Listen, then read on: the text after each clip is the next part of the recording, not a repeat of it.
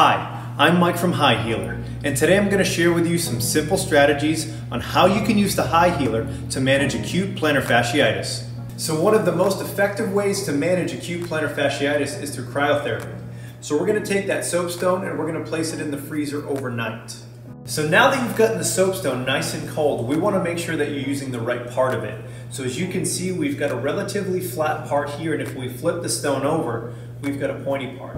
So with someone suffering from acute plantar fasciitis, we want to use the flat part to make sure that it's not too aggressive when pressing down on the stone. Now, just like any exercise regimen, it's important that we warm up.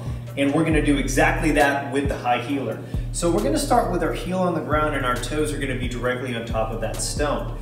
Now what we're going to do is we're going to drive up as high as we can on the tippy toe, and then we're going to come back down and tap our heel. We're going to try to take that ankle through a full range of motion.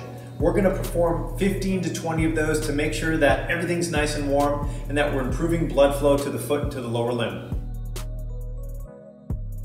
We're going to start with our heel towards the bottom, and we want to make sure that the plantar fascia is right on top of that soapstone. Now from here, we're going to have a little bit of slight pressure down into the stone. Now for some people, it's going to be a little bit uncomfortable. Now we expect that, but we want to make sure that it's not incredibly painful. So a little discomfort is okay, but if it's really, really painful, you're going to have to back off a little bit. So now that we have a little bit of pressure down into the soapstone, we want to grip with our toes on these little ridges, and we're going to walk ourselves down to the opposite end of the HighHealer, and it's going to look like this. We're going to have that slight pressure. We're going to grip and pull, grip and pull, grip and pull, grip and pull, grip and pull. Now, once you get to the bottom, we're just going to repeat that again. We want to start right at the bottom of the plantar fascia, and again, we're going to have some slight pressure, and we're going to grip and pull, grip and pull. And we're going to repeat that for about 3 minutes. Now, when you're doing this, you may notice that the bottom of your foot may get tired, or you may even feel like it's going to cramp. If that happens, you're just going to have to back off a little bit and not be so aggressive with the movement. You're going to start in the seated position with your knee at 90 degrees. The ball of your foot is going to be directly on top of the soapstone.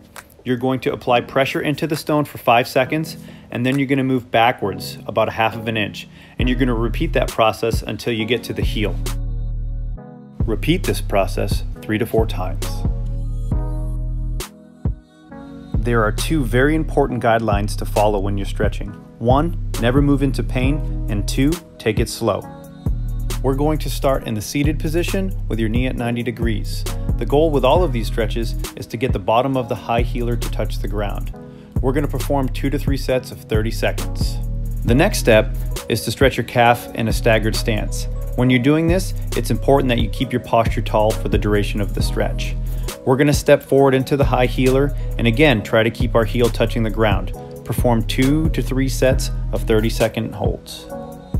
The next step is to perform a calf stretch in a perfectly symmetrical stance. We're going to step into the HighHealer with 1 foot, and as we do this, stay nice and tall, making sure that our hips don't move backwards. We're going to perform 2 to 3 sets of 30-second holds.